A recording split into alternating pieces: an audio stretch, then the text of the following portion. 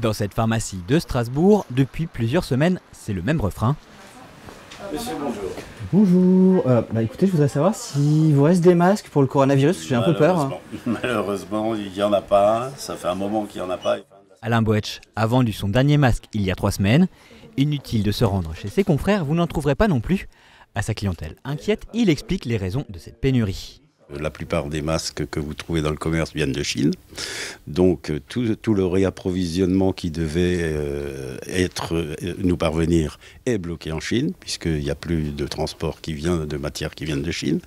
Et donc on a activé 2 usines sur le territoire national pour fabriquer un certain nombre de masques pour la population par la suite et pour les professionnels de santé au départ.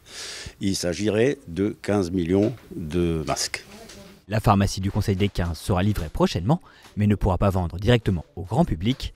Les équipements de protection seront destinés aux seuls professionnels de santé. Pas de panique cependant, le port du masque n'est pas recommandé pour vous protéger du coronavirus.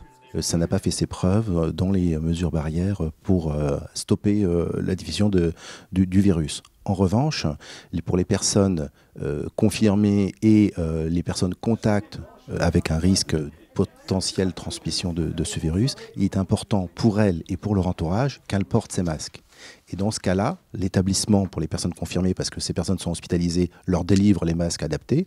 Et pour les personnes contacts, c'est l'agence qui leur livre des masques pour qu'ils se préservent eux-mêmes et protègent leur entourage. Face à la rupture de stock dans les pharmacies, certains se tournent vers le commerce en ligne. Attention à la flambée des prix et aux arnaques. Si le port d'un masque est vraiment la seule chose qui puisse vous rassurer, veillez tout de même à choisir le bon modèle et à l'utiliser correctement. Le masque réellement efficace, c'est ce qu'on appelle le masque FFP2, qui a une valve, etc. Sauf qu'il y a quand même des restrictions. Il faut savoir que ces masques ont une durée de vie de 3-4 heures. Ce qui veut dire qu'il vous en faudrait 4, en gros, pour une journée. En plus, il faut le garder pendant les 4 heures. Si vous l'enlevez ne serait-ce qu'une minute, il perd de son efficacité. Donc ça n'a aucun intérêt de le garder une fois que vous l'avez posé sur vous et vous l'avez enlevé.